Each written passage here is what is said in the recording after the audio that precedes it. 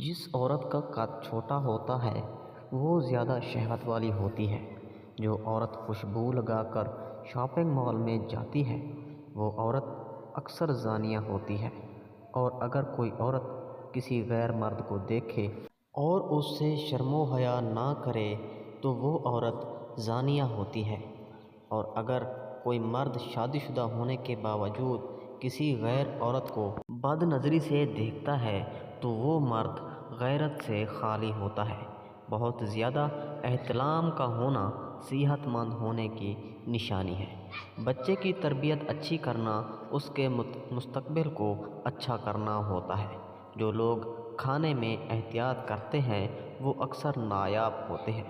جو عورت بچے کو دودھ پلانے میں کوتاہی کرتی ہے وہ بچہ ہمیشہ کے لیے کمزور ہو جاتا ہے۔ جن مردوں کے کندھے چوڑے ہوتے ہیں وہ مرد زیادہ بچے پیدا کرتے ہیں۔ جن عورتوں کے کندھے چھوٹے ہوتے ہیں وہ عورتیں بیٹیاں زیادہ پیدا کرتی ہیں۔ لمبی قد والی عورتیں شادی کے بعد غصے والی اور مغرور لالچی بن جاتی ہیں۔ جس مرد کے منہ سے بدبو آتی ہے ایسے افراد بد کردار اور برائی کے مرتکب ہوتے ہیں۔ عالم بیداری کی تکلیفوں کا علاج نیند ہے۔